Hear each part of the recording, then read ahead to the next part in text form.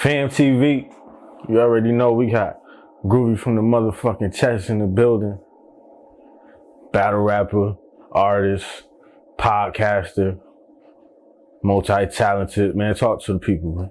That's good, y'all. You already know. Mister ain't gotta say the name because you niggas know the voice. Groovy from the motherfucking chest, bro. Big Brad World Mafia shit. Shout out my brothers, man. Love y'all niggas, man. Lion Hearted shit. Shout out my battle rap brothers, man. Shout out Verbal Warzone. You feel me? So Crooked, all that good shit. You feel me? Shout out IBL Battle League. You feel me? Y'all make sure y'all tap into that. All that good shit, man. Shout out Onsite Battle League. Upstate Spin the Block. FhamTV, Unbothered Entertainment. You feel me? Balanced Respected. Shout out the whole unit, man. Yo, you ever take a chance to sit back and realize how much shit you involved with? You just shouted out mad fucking names. No.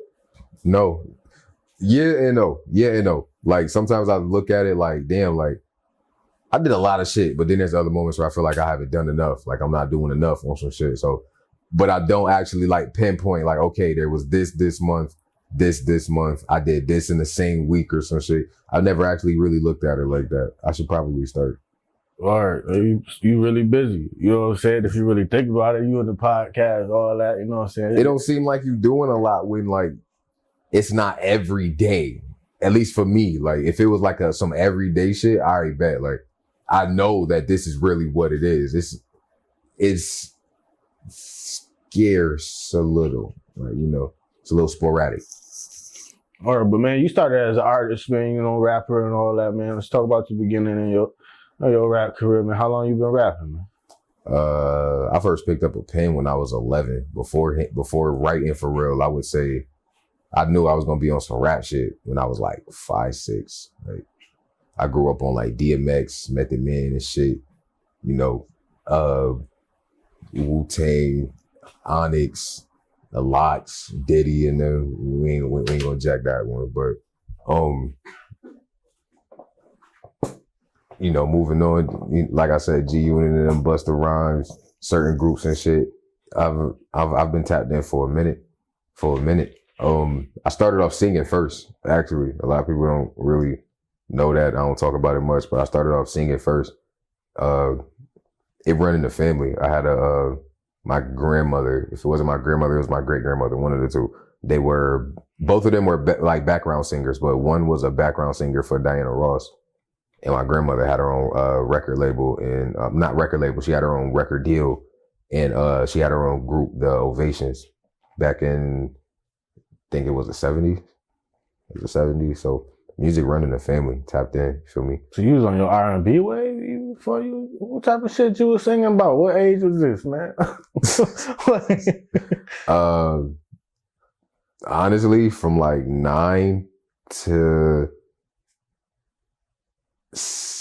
like 19, I just did it subtly. Like, nobody really knew about it because I knew I wanted to rap. Like, it's not something I really wanted to pick up a lane in. Like, I bet, like, I'm gonna sing because, you feel me? Oh, I want to be known for the best vocal. I want to have this range out. That wasn't really my thing. Like, I was a dancing, singing ass nigga. So it was like, you know what? Fuck it. I'm gonna do either or. But, you know, one day I just picked up a pen. Like, hold on, I could do this shit. This shit nice. This shit easy work. Hold on.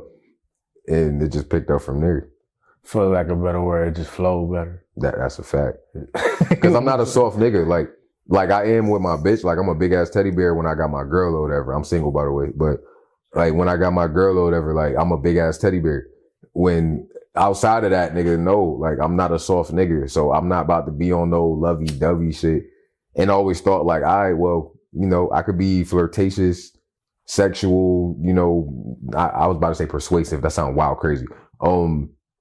You know, I could image myself to the women in a way where it'll actually work out with me being who I am, true to self. So I just felt like, all right, well, we're gonna pick up this pen, we're gonna use the voice, we're gonna use the terminologies and all that other shit, we're gonna talk. And it's just been working ever since. Or well, you remember your first rap song? That I recorded or that I wrote? Both. I do remember the first rap song I wrote. As far as like what I said, no. I remember what I wrote though, like what I wrote it to. It was what's that Young Jeezy and Ply song? Young Jeezy and Plies? Yeah.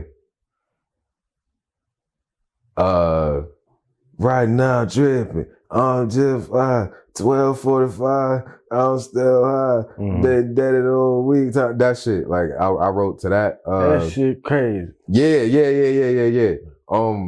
As far as the first song that I recorded, I was trying to be the soft nigga because everybody was trying to force me to be. I grew up hearing I should be on some LL Cool J type shit. My mom was a big ass fan of him. The light skinned niggas, that's just her thing. Even though she got a ball black ass nigga, love you pops. That's her man, you feel me? That was just always her thing, like rap wise. Like she always went for the smooth nigga. So she felt like if I was gonna take that lane, I should be a smooth guy. So I tried to do something, a little when I'm different. alone in my room. What happened? When I'm alone in my room? Nah. As far as like the style, the wave I was going to take, it was on some LL shit. But the beat I had wrote to and recorded to, it was I Ain't Thinking About You by Bow Wow and Chris Brown.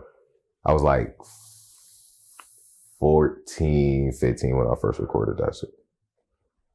Or and when you started gravitating towards the battle rap, like, and were you lyrical shit when you first started, or did you have to grow into that?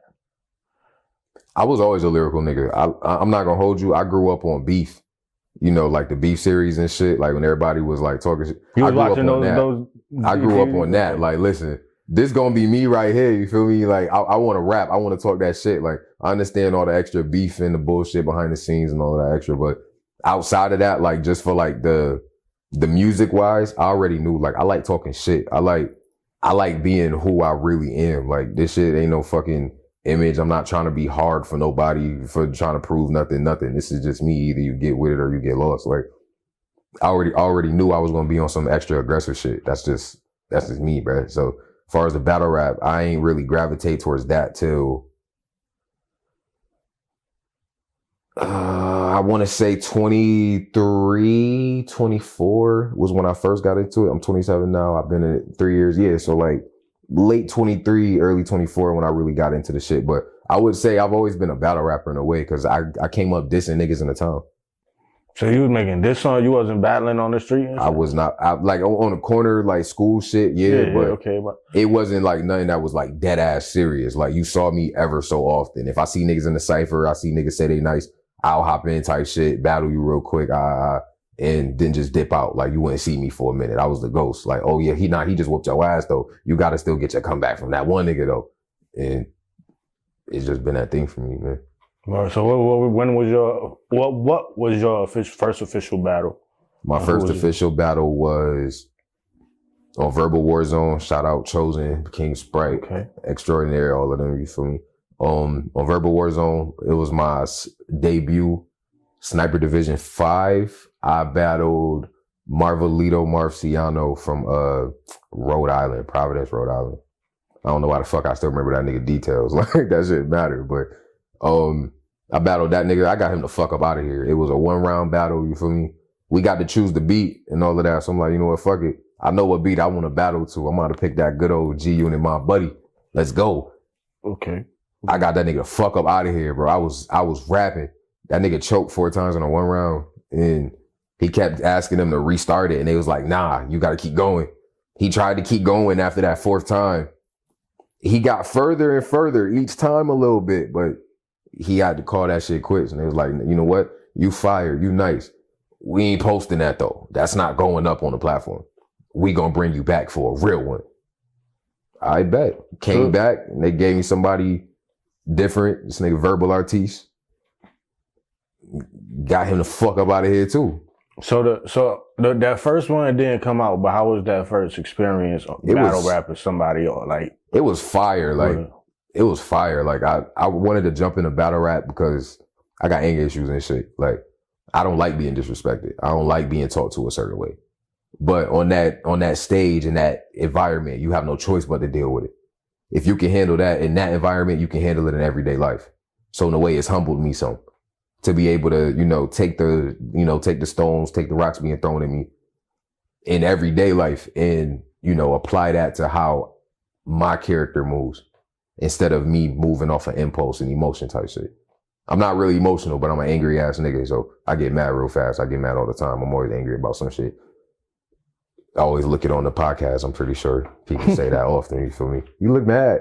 Fuck out of here, man. That's just my face. Chill out. But the environment was cool for me. It was definitely valid. How did you find Verbal Warzone? It's something that just popped up on YouTube one day. I was looking for Charlie Clip battles, and he wasn't in. Did he battle on Verbal? I think he battled on Verbal once. And it just impressed me. It was him and Chess, and I saw Chess versus Fire the Misfit. Shout out that boy Fire. You feel me? Big Philly shit. Chess got did bad. He got did bad, and I'm like, hold on, I could do this shit. Hold on, we taking out big dogs from big name leagues? Sign me the fuck up, bro. And I hit them niggas because they was talking about they needed new talent. They looking for new people to put on the stage. I was like, how I get down? They was like, send a 16 bar, 60 second freestyle. We gonna give you this beat. And they gave me shook ones. I hate that shit. And they fucked with me and they was like, I bet we gonna bring you out. It's your first opponent. It's been valid ever since. Technically undefeated. Feel me? I ain't got no clear losses. I got clear W's for the niggas that be talking.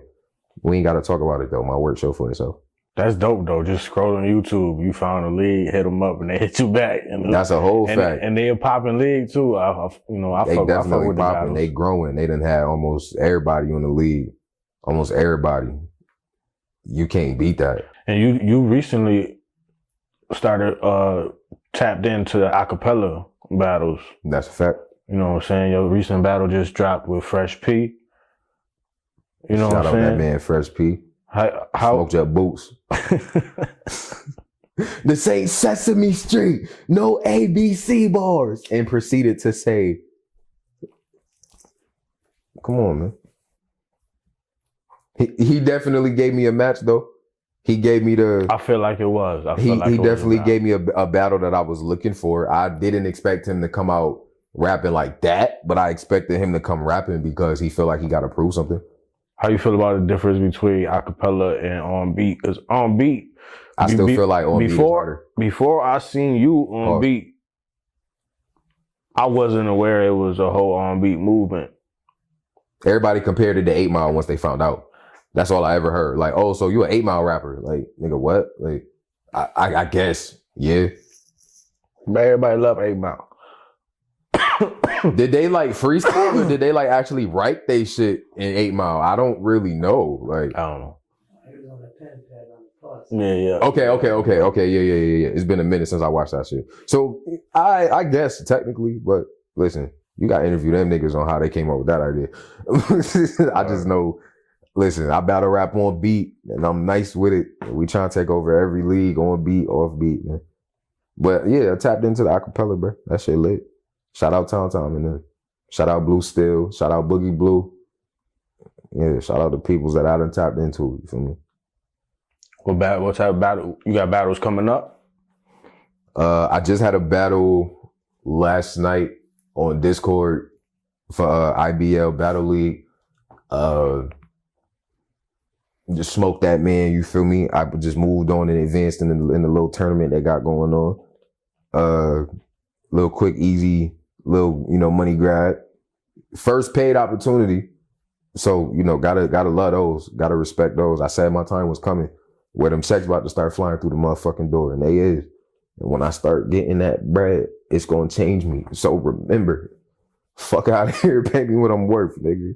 But outside of that, I was supposed to be battling December 29th on No Games Battle League, but certain artists ducking.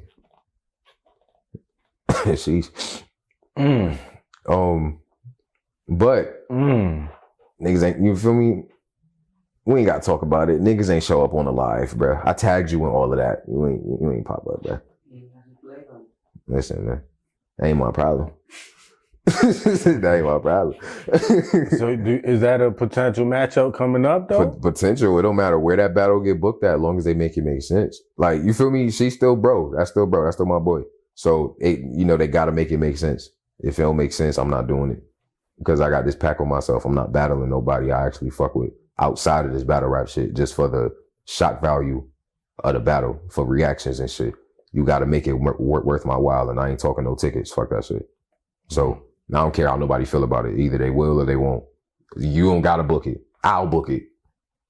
I'll go back to throwing battle events. You feel me? But I say, yeah, shit from the chest. You know the vibes. You know, you on the podcast. I'm about the podcast. You know what I'm saying? It's a lot of podcasts out, but you've been on there for a minute. You know what I'm saying? I would say you probably, you know what I'm saying? It was one of the first episodes. Yeah. Came in as a co-host, episode 7. Special guest host. Became permanent ever since. I'm still shocked to this day it was me.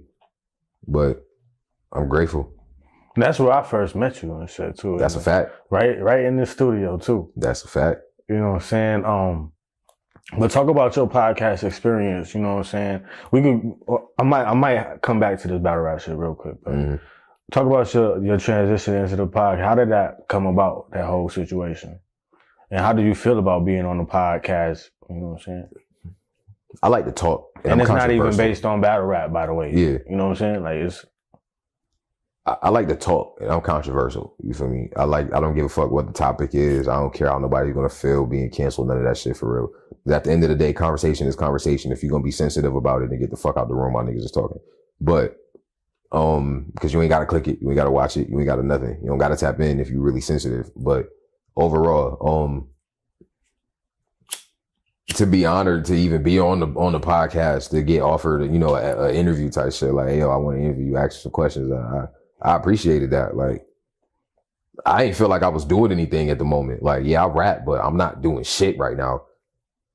So to be noticed, it was kind of, you know, different for me. Still don't know why to this day. I ain't really gonna ask no questions. You stood out with your freestyles. I'll say that. I'll say that. A challenge to every guest coming. I'll say that because I definitely was trying to be that nigga. Like, listen, ain't nobody about to top my freestyles, bro, because niggas don't rap like me. I don't give a fuck about all of that. Oh, you rap that nonsense, bro. Can you talk or no? Like, but as the interview process, that shit was valid.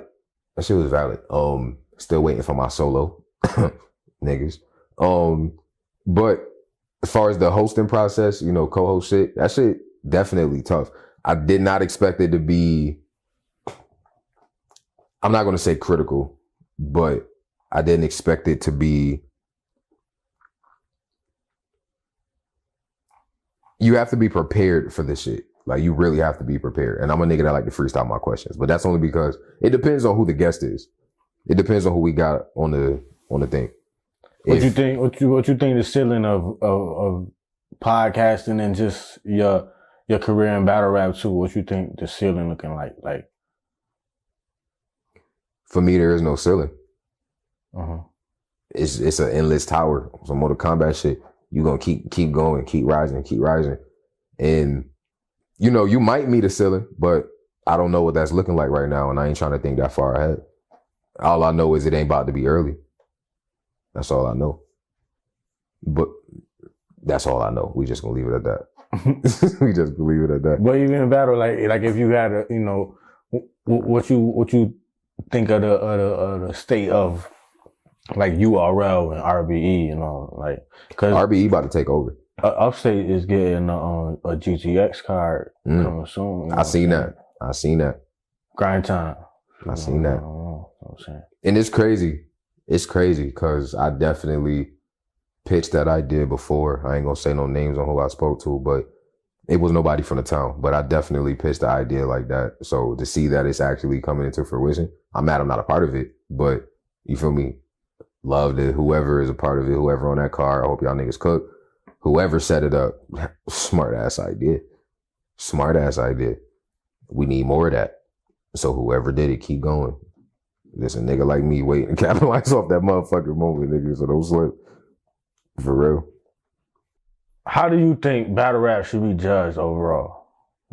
Off of bars, creativity, off of wittiness, off of energy, off of aggression, off of current events and topics, off of, you know, crowd reaction, what the fuck was it called? what the fuck was it called? Not call and collect. Was it? It was something. It's part of crowd reaction, but it's when you get like composure.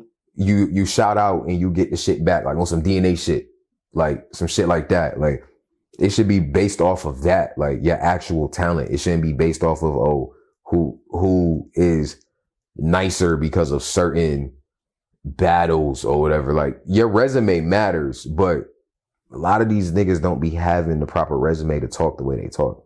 But I understand that battle rap is like wrestling. All of this shit is kayfabe. Niggas gotta make themselves look good. So I don't know. It's different for me, bro. I'm gonna be real all across the board.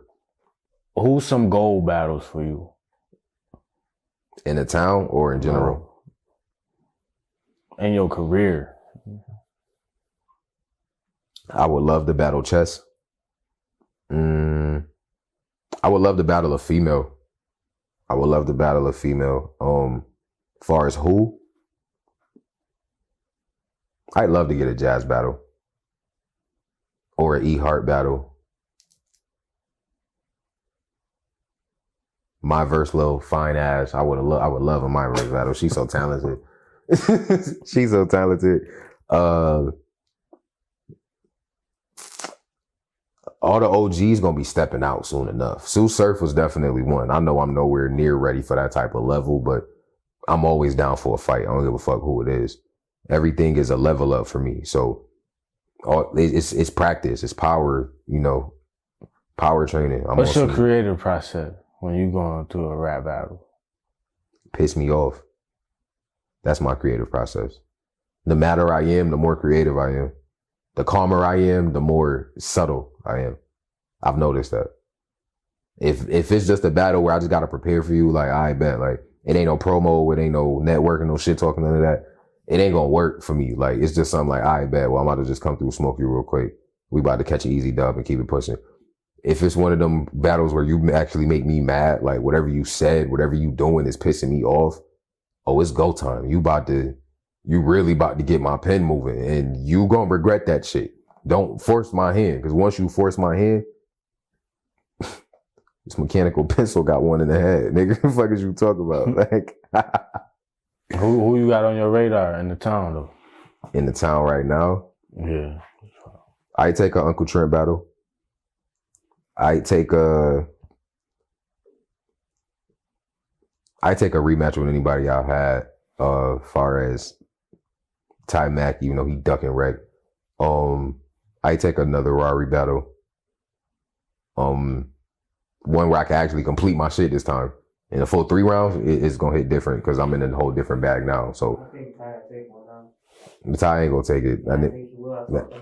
That nigga ducking. Fuck out of here. Now. Yeah, I bet he would after all the shit that's been said. We ain't gonna talk about it though.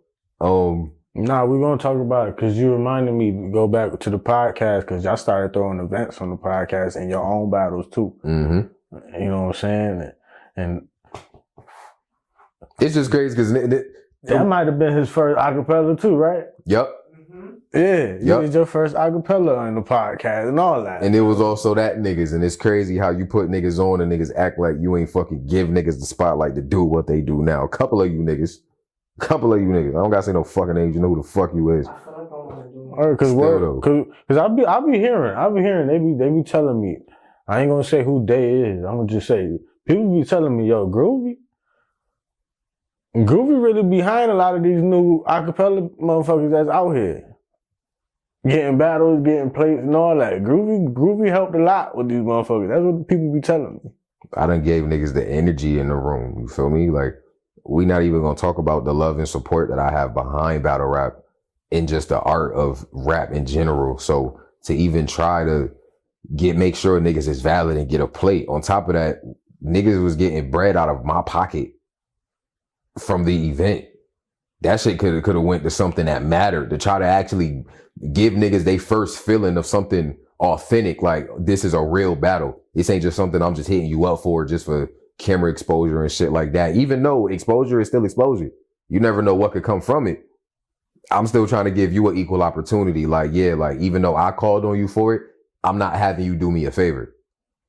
I'm gonna make sure you compensated for the work that you put in, because I know what comes behind battle rap in general. The time, the energy, the effort, the thinking process, the creative process, trying to make sure everything is memorized and the bars is structured correctly. The blueprint gotta be crazy. So I already know what it's like to make sure I'm doing it. I want to make sure somebody else is valid as well. So they not coming over here thinking, I bet, well, they just gonna hit me for a battle and shit like that. Groovy gonna hit me for a battle. I'm gonna just come over there, sharpen my skills, and, you know, then just dip off or whatever. It ain't nothing I'm gonna be grateful for. Nah, nigga, I'm gonna make sure you get a plate. You get some type of payment. Give a fuck how much it is, nigga. Still, you gonna get something. So yeah, listen. You feel like people overlooking you? That's a whole fact. Definitely overlooked. I'm underrated as fuck. I'm definitely the underdog. I'm the underdog. But that's the crazy part, because niggas feel like even though I'm a rookie in the town, I'm not a rookie. I've heard that often. Like, bro's not a rookie. Like, he's a rookie to the league, but he's not a rookie. He's done shit outside of this shit before he's even had to step into acapella, you know, local battle rap. He was already doing this on beat. And before that, he was dissing niggas. He already know what the fuck to do. To formulate it well and actually make sure he the whole package, artist development should be important to a lot of these niggas. It's not. They go off of favoritism and who gonna make them the most bread. If you build your artists, nigga, it'll work in both of y'all favors. Niggas only want to work out shit for them. And that's why shit don't work like that with me. That's why I'm a free agent no matter where the fuck I go. So I want you to teach some of these people with a little flex of explain to them the difference in levels between a battle in the town versus a battle out of town. A battle in the town, you can expect way more biasness and favoritism than anywhere else in the world. Even if you go to somebody else's home league, their battle league, you have more of a chance of standing out OT than you will in your own city. Because niggas that feel like they knew you or know you, they done seen you before, they feel like, man, this nigga not real. Man, I don't believe this nigga like that. Or he alright, but he ain't gonna be in this bitch forever. Like, niggas is quick to down you. They don't show no love in the city. Some niggas will, the ones that's really listening, and usually it's coming from other battle rappers. As far as the fans, it's favoritism. They want to see who you battle, who you can beat before they even try to give you any type of acceptance for real. And it's like, you know, I respect that. You can't call yourself a bully and not bully a nigga. I ain't consider myself a bully or whatever, but in this rap shit, you feel me? I'm a bully to me. So I'm about to take one of these niggas the fuck out of here. You feel me? I might get their heads off and we gonna keep it pushing. Like,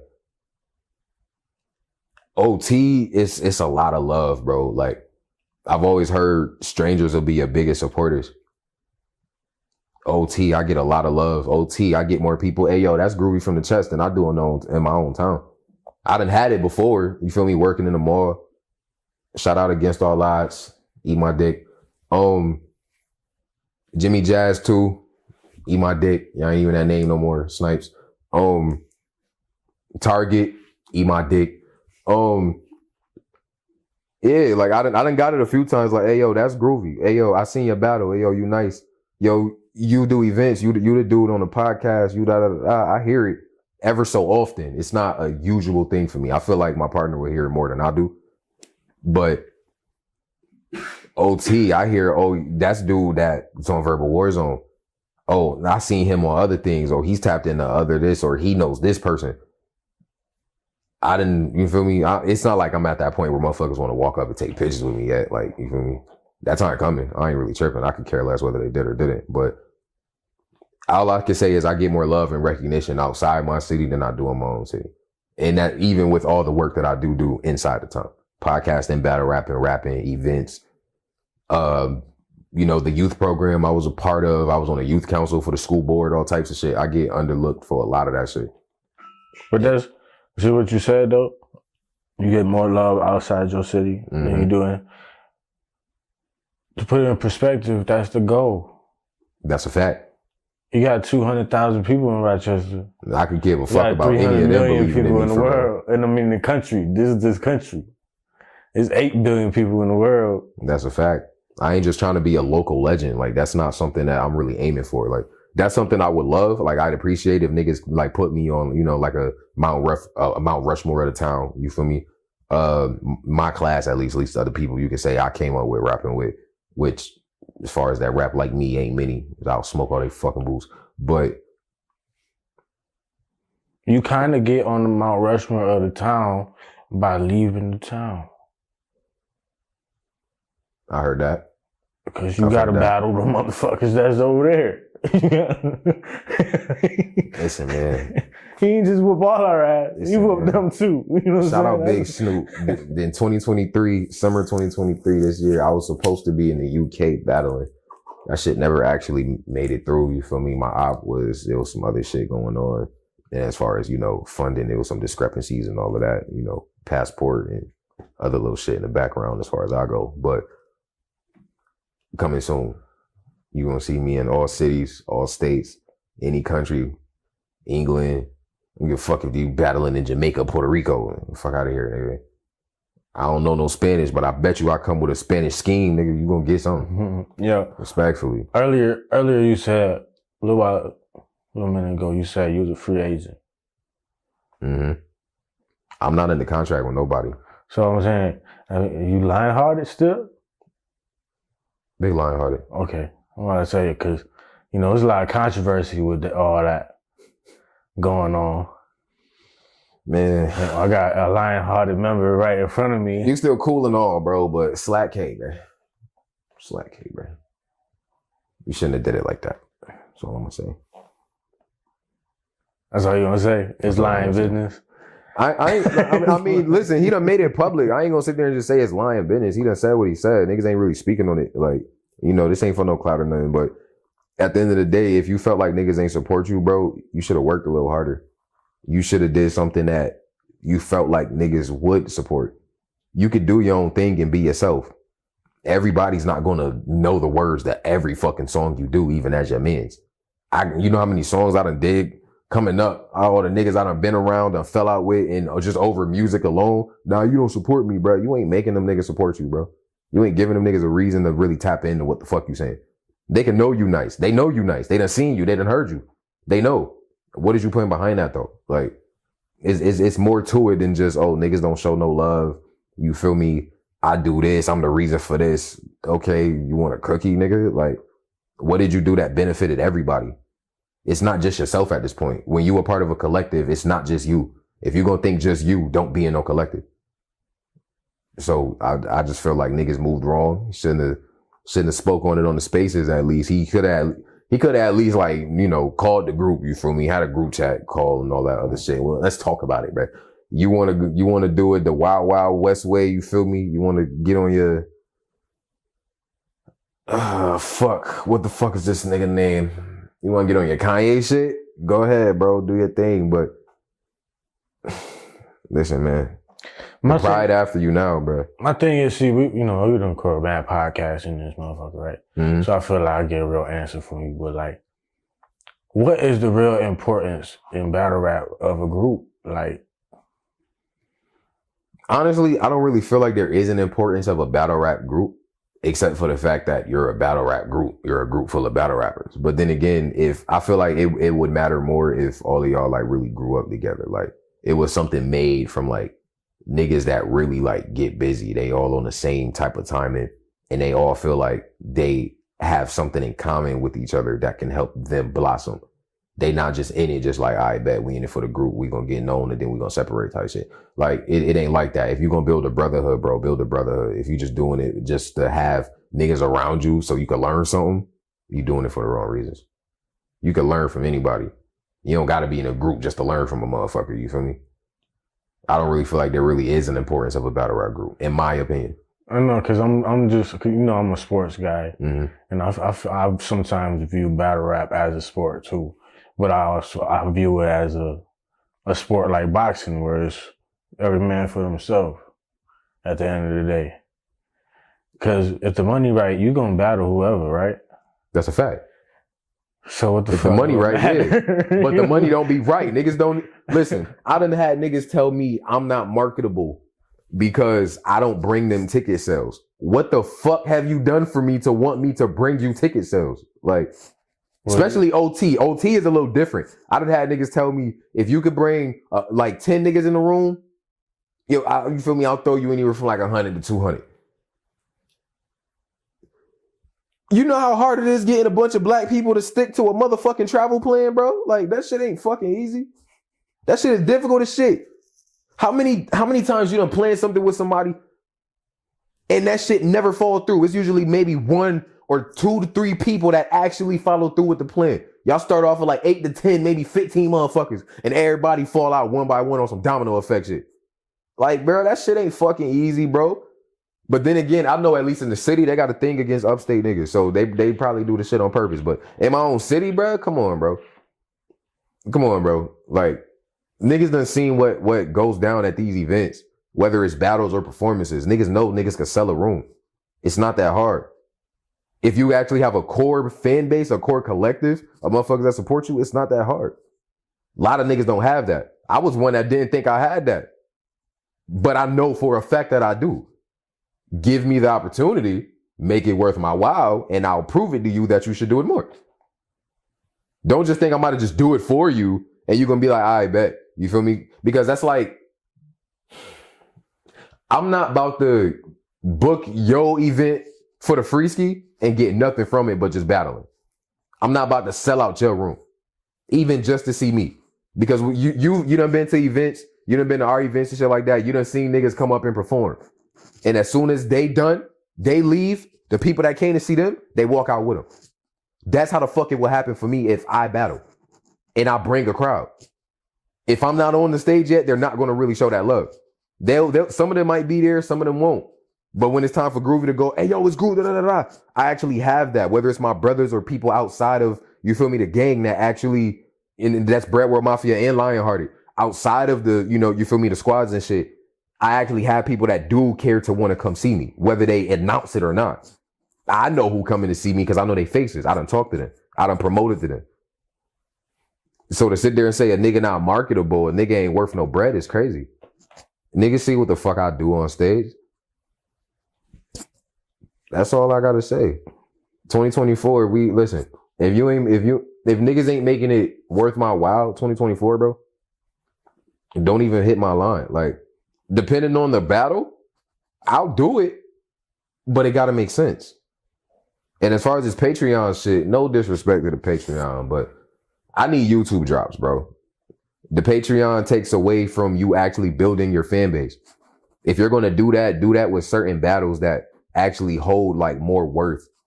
That way you're actually making the money from it. If it's just something that you just book for a car, throw that bitch on YouTube, bro. Just throw that bitch on YouTube. Because to me, you're taking away from from people that actually want to see those battles. Not everybody about to pay to watch your battle, bro. This ain't no pay-per-view shit. Niggas ain't on that level yet. And by niggas ain't on that level, I mean the battlers. We're not on that level yet. If that's the case, niggas could screen record the battle once they show us and then sell it to other niggas. Hey, yo, you want to see my battle, bro? It's $3. It's $4. Hey, yo, it's $10. We can make that bread our fucking self. If you actually looking at it from that standpoint. I'm looking at it from all aspects. I want to make bread. I also want to make y'all some bread. Y'all want to make some bread? Help me make some bread. Make it an equal partnership, nigga. We valid. You in this bitch for self, nigga. You on your own. Word. But it's, part one. You be in here. This impromptu, all that.